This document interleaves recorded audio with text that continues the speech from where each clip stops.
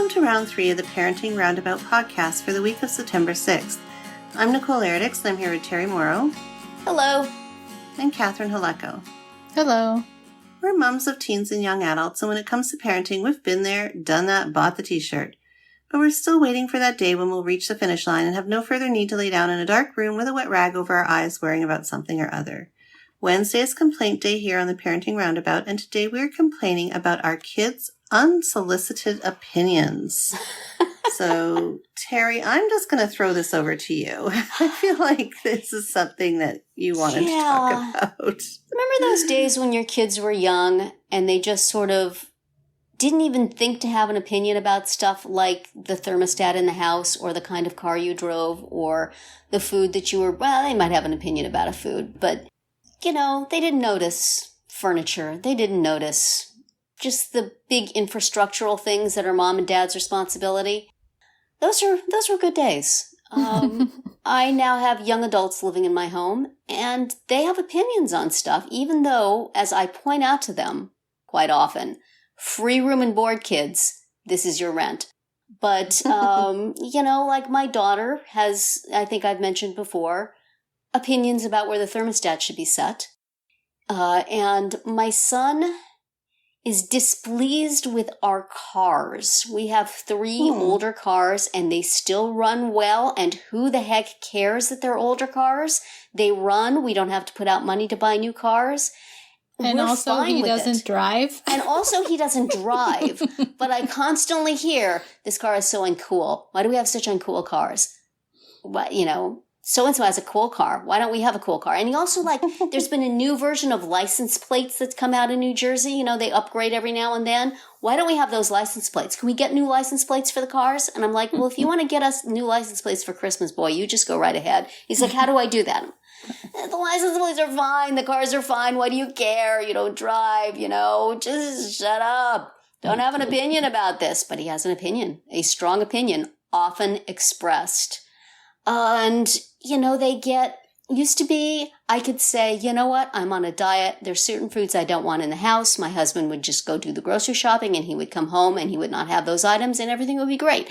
Now the kids go shopping with him and they bring home all sorts of things like Vienna fingers, which are delicious, as I recently discussed, but also not so much good for me to be eating right now in any quantity. And crackers come into the house and I liked when I had more control over that sort of thing. Mm-hmm. So I wonder if you guys, it seems to happen, I think, with teens and young adults when they start to feel like they have some agency in the home and that their opinions are of interest and called for. And this is not so much the case. Do you find that as well? Or are your kiddos just cool to roll with it, whatever the rents seek to do? No, I mean, for sure we have opinions. But now I'm trying to think of a good example. My daughter doesn't like my glasses. Have I mentioned that my daughter doesn't like my glasses? Yes. She keeps making comments. It's not her jurisdiction. She never used to have a thought about that. It's not her face. It's not her face. She has to look at it. It's traumatic. Yeah, I mean, my daughter has, in a lot of cases, taken to just like making her own food if she wants, you know, things to be a certain way, which, you know, hey, fine. Go for it. But then she just leaves her pots and pans and in the sink. Well, that's not cool. So that's an issue. Her agency does not extend to dishwashing somehow. Old enough to make her own food, not old enough to do anything about it. Yes. Yeah. Exactly. My daughter goes to the store by herself now and buys groceries that she wants to make for her lunches and breakfasts. And while I applaud that, again, it's stuff that I would be happier not to have in the house. Mm-hmm. And of course, I have an opinion on the food she brings into the house and whether she should eat it. And she does not welcome that opinion. Sort of in the same way I don't welcome her opinion about the thermostat. So, you know, all us adults got opinions that nobody wants to hear. Right. Yeah, I think my daughter has more opinions than my son. I mean, she has opinions about the kind of food we have in the house. Mm-hmm. With my son is just It's just we don't have any food, no matter what. Okay. I do not recognize the items you have chosen as food. Right. Yeah, no, she likes specific types of food, and then she'll have an opinion about how we interact with her brother. She has a very strong opinion about making sure that, he doesn't receive any extra perceived attention or otherwise. Oh dear. When the kids start having opinions about the parenting, that's a problem. Yes, that was the other. This is not your jurisdiction. Yes. Yeah. Why did you raise him that way? Why are you letting that person? Yeah. Yeah. I get a lot of opinions about how I parented. Or even her. Why didn't you let me do this? Why didn't you let me, why did that happen? Or, I get, why didn't you send me to preschool? Even though I sent that child to daycare that was preschool. It was preschool. That's a deep cut. Wow. Preschool. What advantage does she think would have accrued to her that she lacks now if she had gone to preschool?